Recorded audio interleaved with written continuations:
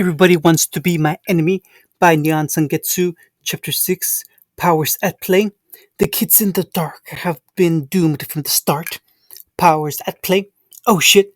Two little words. That was all it took to ignite the powder keg that the last drop had become. Marcus lay stunned out on the deck, drooling into the floorboards. Chairs scraped back as everyone in the bar rose to their feet. Bereft of his leadership, his fellow enforcers hesitated when faced with that sea of many angry faces. Just for a moment, a second really, more than enough. Savika whistled, now across the fingers of his good hand, using a single seal to summon a brace of shadow clones. Evander swore and reached up to grab his gauntlets dangling above the bar. Oh shit, indeed. As one, the lanes waded in with a roar, the kids of rage unleashed in an instant. All hell broke loose, fists flew, bottles blurred through the air, tables toppled, and bodies hit the floor as the world swirled in merry madness. A melee broke forth, created a twisted tangle of arms and legs even an Uchiha would have trouble making sense of. It was madness, it was chaos, it was glorious. Don't kill them! Naruto hollowed over it all as he broke a man's arms. Kick their asses, but I want them alive. Alive, damn it, no killing. You hear me? He didn't think anyone beyond his clones heard him, but he shouted anyways. A burly enforcer caught sight of him in the fray and lunged hands grasping. His hand cracked out, devastating the man, or was it a woman? Hard to tell with all that armor of their helm and more than a few teeth besides. Back they flew, spitting bits of helmet. Another grabbed him from behind, only to howl him in pain as he drove his skull back into their face, obliterating their nose. Savika caught that one by his arm and reeled them away into a bruising roundhouse that sent him spinning to the floor. He rolled away in time to see Vander clobber an enforcer making for the stairs. Poor bastard folded like paper. No one could be getting to the kids that way. The door to the pub crashed open, and more enforcers rushed in. Batons at the ready. Nobody move! Huh? Marcus had left some men outside after all. Smart of him. They hadn't brought their rifles. Unwise of them. Charge! Vaulting a table, Naruto dove at the nearest enforcer and speared him to the floor with a powerful kick, such that would have made Might Guy weep with joy. He heard bone crack underneath his foot, punctuated by a low groan as he dug his heel in, probably the poor bastard's ribs. He didn't stop to feel pity. He couldn't afford to. Using their chest as a springboard, he launched himself headlong into the rest before they could get their bearings. Three more guards went down in such a manner, ripped from their feet by broad swings of his arms and legs. Someone hollered, and an unlikely enforcer took a pipe to the face before they could reach him. A tide of furious men and women followed his lead, all too eager to exact their well-earned vengeance on the arrogant enforcers before them. Wasn't even a proper fight. After that, everything dissolved into a brawl. Naruto lost himself to it. All the anger, all the frustration he'd been feeling, it flowed. It flowed. He realized he was laughing. These weren't all good people, but they were fighting with him against these idiots. That alone hurted him. Time got funny after all. He wasn't sure how much passed. Minutes, hours, less, more. Enough! In hindsight, Naruto wasn't directly sure who hollowed it, only that someone did. It might have been Civica or Vander or someone else. Whoever did, it flipped the switch. Someone was slapping something heavy against the wall, creating an awful dim above the chaos. Truth be told, it didn't matter. With the last enforcer down, the violence gradually began to ebb until it ceased completely. With temper running high, it took the better part of 5 minutes to sort everything out. He gazed straight to the sprawling bodies with a sigh. All things considered, the enforcers had fared poorly. Their side hadn't. Only a handful on their side had been knocked out, few with serious injuries. His clones were helping those, even as the rest dragged the last stragglers into the center. Unconscious, one and all, they'd be waking up with headaches and broken bones besides. One of Vander's boys prodded a dazed enforcer with his boot. What do you want to do with them, boss? Naruto balked. Boss, me? Yep. Should we kill them? Well, no, they're beaten. He scowled at the man as much as the insinuation. We don't do that here. An angry rumble went up. An anger that followed threatened to choke his senses. Then we should. One of those bastards beat my kid. Yeah, they started it. We should end it. It's only fair. Maybe they thought it was. Piltover had been putting Zon down for a long time now. They'd gotten their first real taste of justice here today. Only made sense they'd crave more. For the life of him, Naruto didn't know how to give it to them. He's right. Vander stepped forth, and he noted with some small satisfaction that that man's cast iron gauntlets were now far from clean. There's been enough violence for one day. There'll be consequences for this. Let's not make it any worse than it needs be.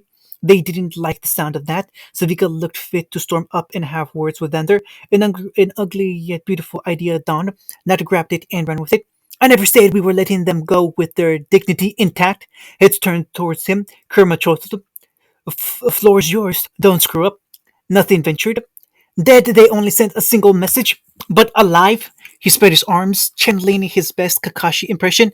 Just think about it. They'll spread word of what happened here, but just by breathing, that message will live in infamy. Marcus started this. Now he and his men would serve as an example. Tar and feather them, tie them up, and dump them on the bridge. Laughter swelled with his words, and he didn't have to fake his grin. After all, we want the world to see the chickens they are. A chorus of A's went up as they went to work as one. Hey, not returned in time to see Savika stalk his way. She stormed right up to him. He had an inkling of what she was about to do, but for once in his life, he just wasn't able to react in time. Maybe his blood was up. Perhaps he was curious. Maybe he just didn't want to. Then she was upon him. Hmm. It was the kiss, not really. She smashed her lips against his, and he felt their teeth click together. Ow! Before she jerked back again. She barely had time to experience it. Then it was over. There, she grunted, whipping her mouth with one sleeve. For a job well done. Got that out of my steam for one. Naruto blinked, too dazed to properly respond. Bwah. Me and my boys will clean up this mess. The old dog's glaring at you. Herbie said, clapping him on the shoulder and walked away. He soon realized why. Even without turning around, he could feel Vander glaring at him. Why did that bother him so bloody much? What's that look for? He pivoted and planted his arm in one pocket, refusing to show the hurt he felt. I tried your way. Really, he had, for the longest time. Now we're doing it mine.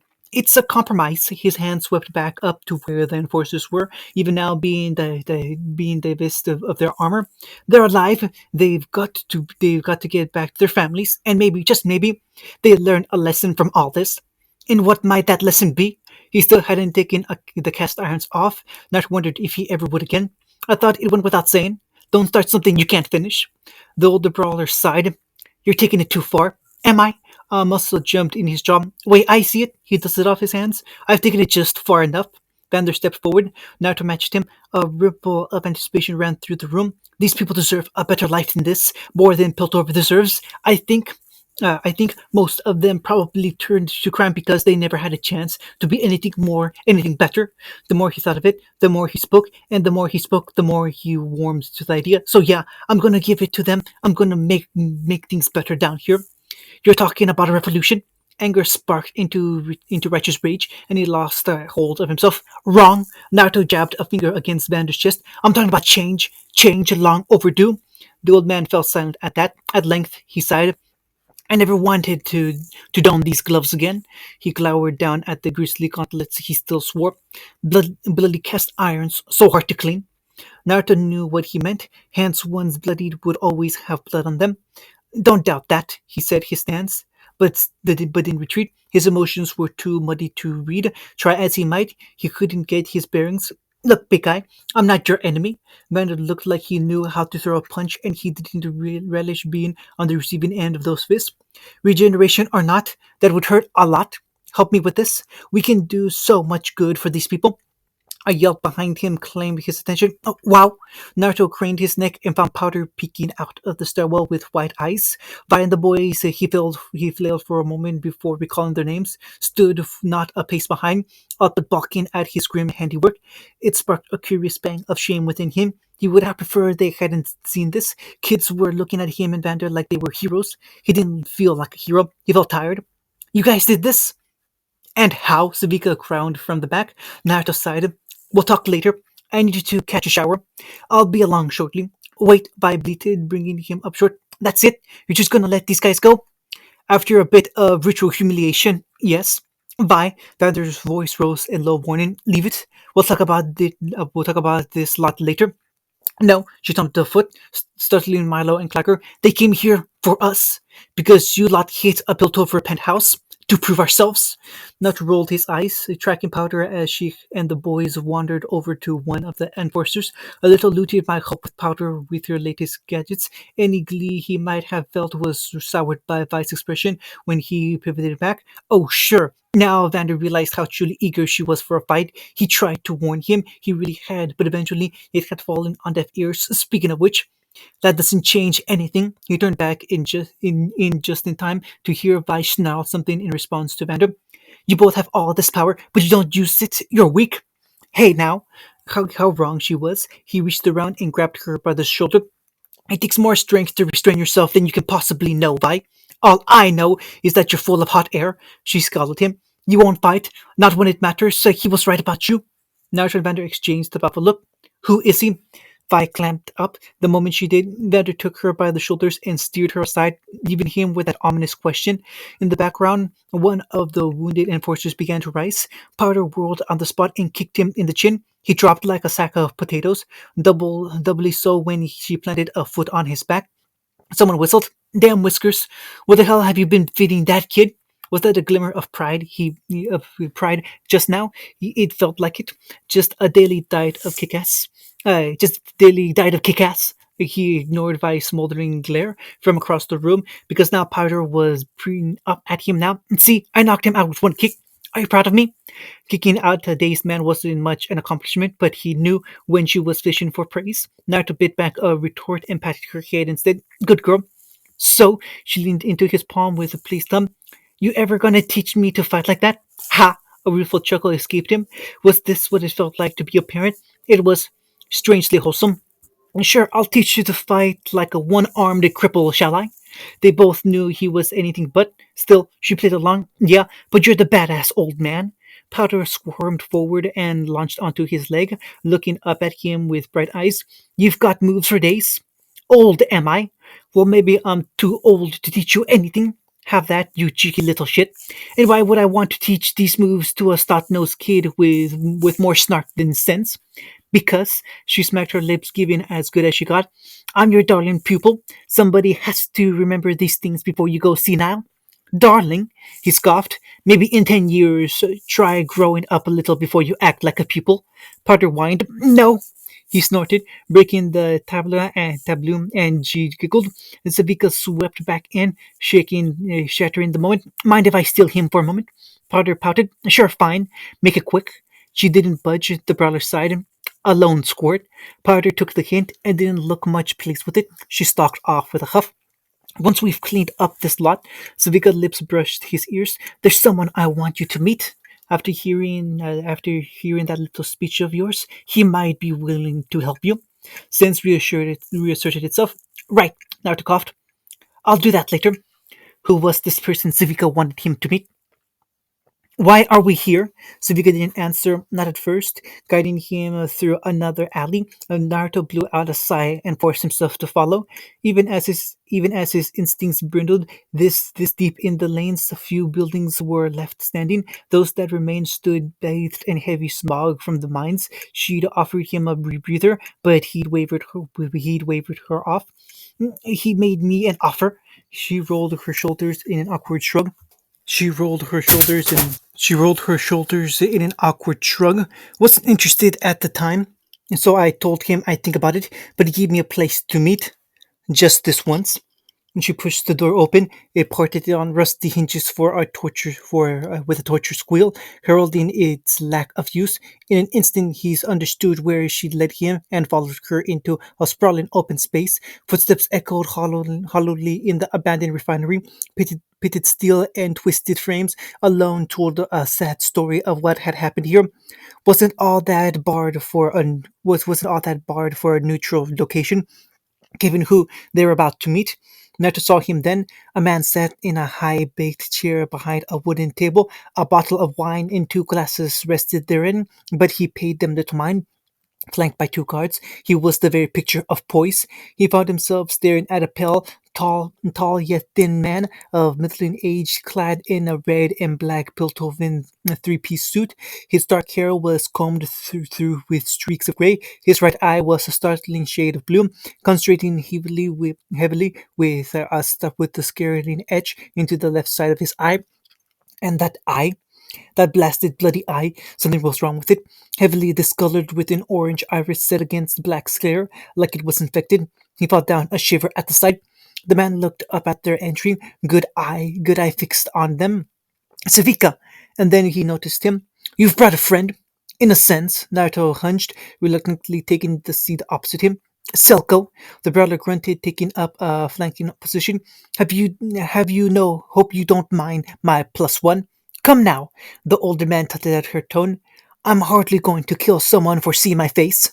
This time, and you, boy, his good eyes swept to Naruto, I've heard of you. How did he respond to that? Names aside, he didn't even know who this was. Wish I could say the same. Savika swore softly behind him. Thankfully, the man seemed to take it in stride. May I be frank? Naruto released a breath. Please, it'd be easier. I'd like to dispense with the pleasantries, if it's all the same to you. We both know why we're here. Really, because he didn't. We could be allies, or we could be enemies. The choice is yours. Enemies, huh? He warmed to the words. Everybody wants to be my enemy, especially these days. Laughter spilled out of him as he leaned back. Never really understood why. I can be such a good friend, but everyone who's anyone just lives to pick a fight with me. Friends, Sickle scoffed at that. It was a hoarse, raspy sound. I had a friend once, a man I considered brother in all but blood. He touched a hand to his ruined face, and the tainted eye locked within. He gave me this. Naruto winced. Sasuke had taken his arm just as someone had taken Silco's eye. A stubborn spark of pity flared to life in him. I don't betray my friends. That may well be, the Mogul allowed, but you'll find my trust is not so easily earned. A ghost of a smile touched his lips. Yet I can earn it. You just implied as much. Perhaps. As he looked on, Silco fished a wooden case from his coat and set it down on the table. Nimble fingers flicked it open, revealing a pair of cigars and a lighter within. Much to Naruto's chagrin, he offered him one. He thought about reaching for it, then thought better of the cigar. Thought better of the cigar. Never his seen that. Sorry, he held up a hand. Not really my thing. As you wish, the criminal shrugged. Blast it, that eye really was unnerving him. I could heal that. Silka considered him entirely. You really could. I've heard stories about you, but what price would you demand in return? Nothing. He held up his hand. I'm not one to leave others in pain if I can help it. Every man has his vice.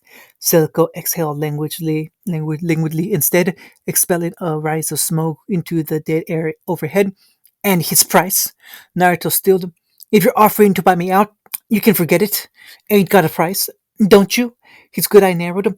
You're rather fond of that girl. What was her name? Powder? Or shall I call her Jinx? A faint smile creased his scarred face. The Lane seemed fond of that nickname. A low growl tore through the room, pervading neutral ground. Savika drew back to regard him with wide eyes. Even then, it took him a moment to realize it had come from him. He wrestled his temper back under control before Silco could capitalize on his brief lapse.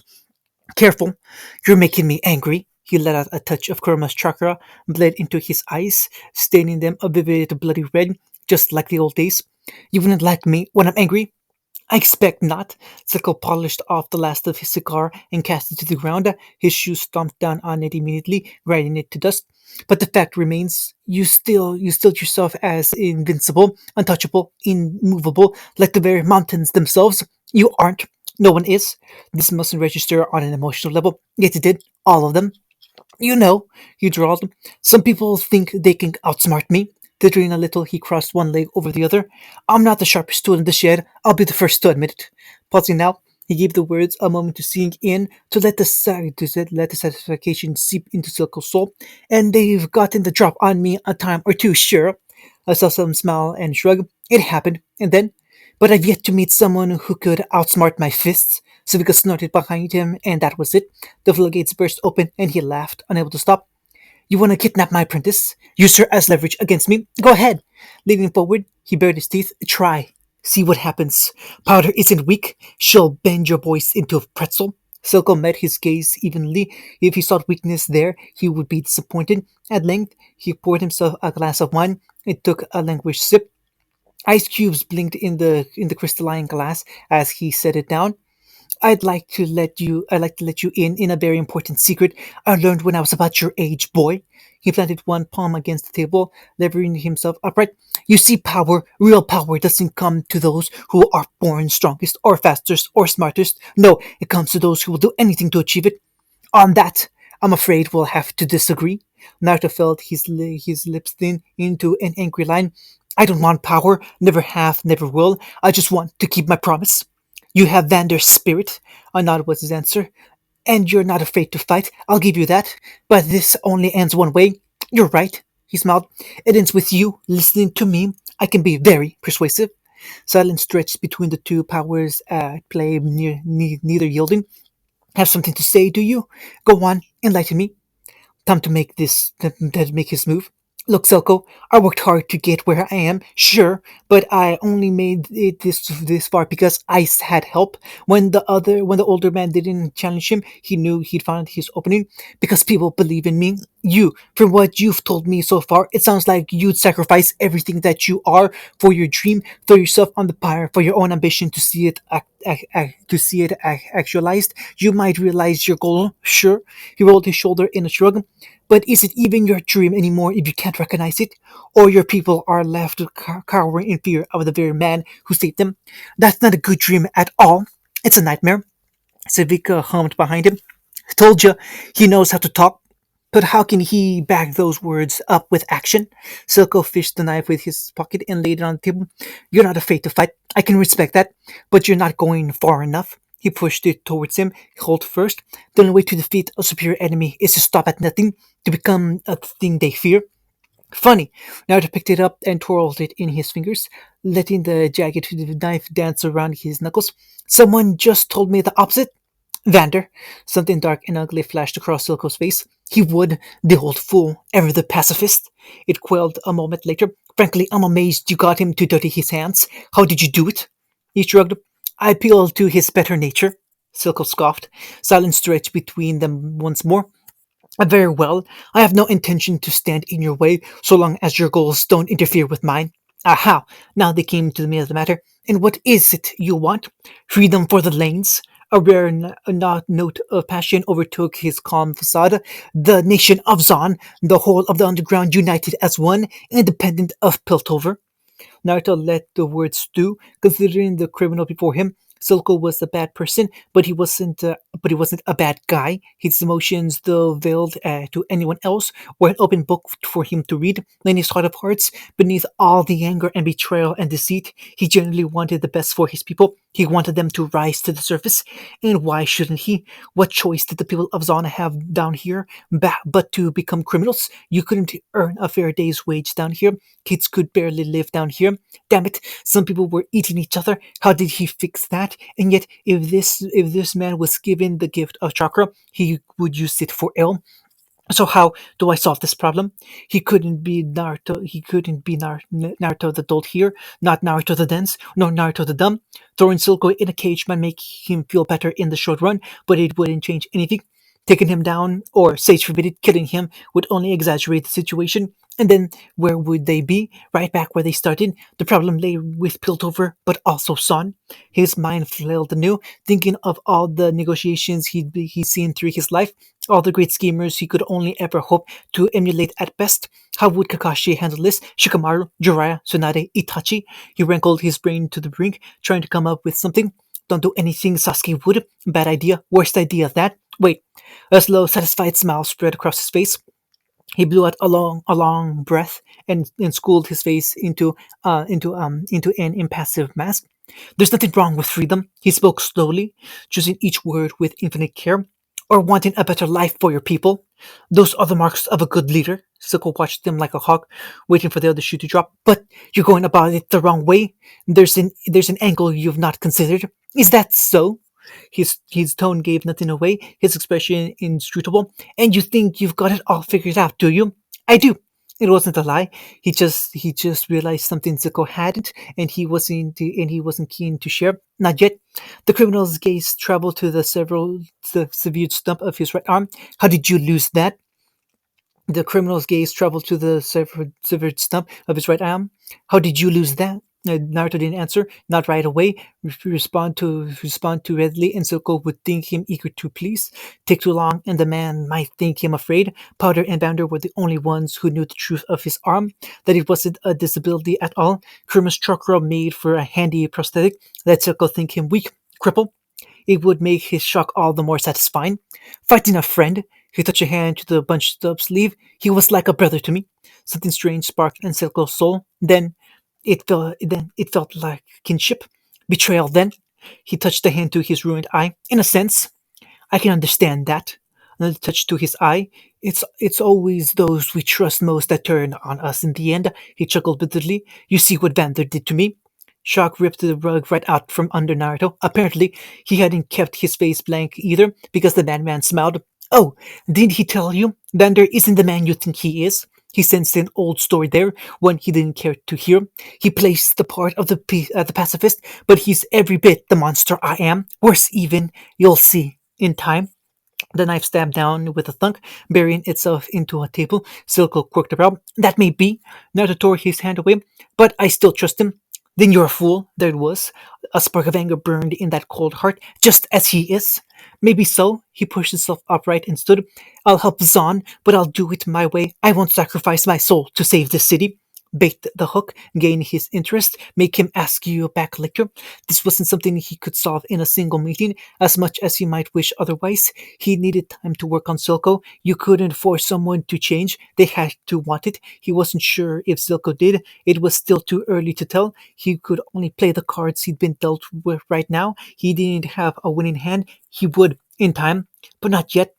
Not to make his choice, he stood, drawing his chair back. We're leaving, Savika. Even after all that, she still followed him. Circle's raspy chuckle echoed at his back. Made your choice, have you? She lifted her chin in mulish defiance. I have. Now to keep walking. Wait. He paused. I wish you good fortune in the war to come. And a warning. Circle's voice rasped at his back. You don't want to be my enemy. Tread carefully. Funny. A scarlet eye gleamed over his shoulder. I was just about to say the same thing. Let's hope it doesn't come to that. I'll see you around, Silco. Perhaps you will. The masterminds parted. It would not be the last meeting. No, the war for Sana had only just begun. Previews. It has to end this way. Now remember, kids, murder is never the answer. Murder is the question. And the answer is yes. Are you feeling angry, humiliated? Is that it?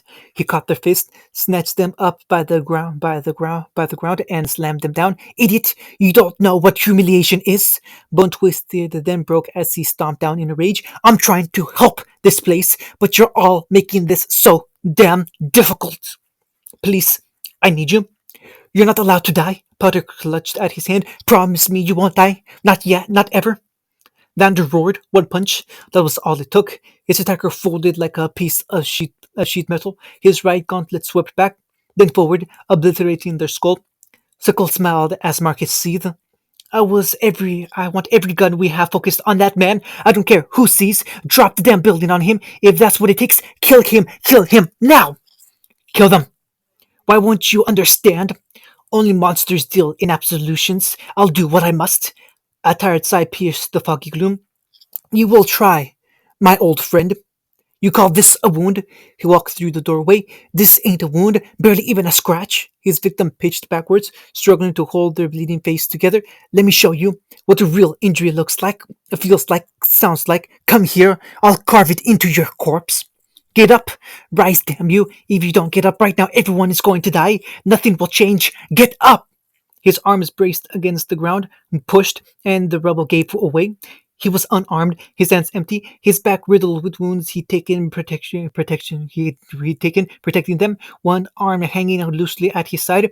So much blood, yet still he stalked forward. Oh gods, she could see right through him. How was he still moving? Bravado or sheer willpower? Had to be. He'd collapsed any second now, but he didn't. He threw his head back and snarled. The sound was dark and painful, filled with so much hurt and regret and death, so much death. Like a fell hound howling at the moon. I can do this all day. End of chapter 6.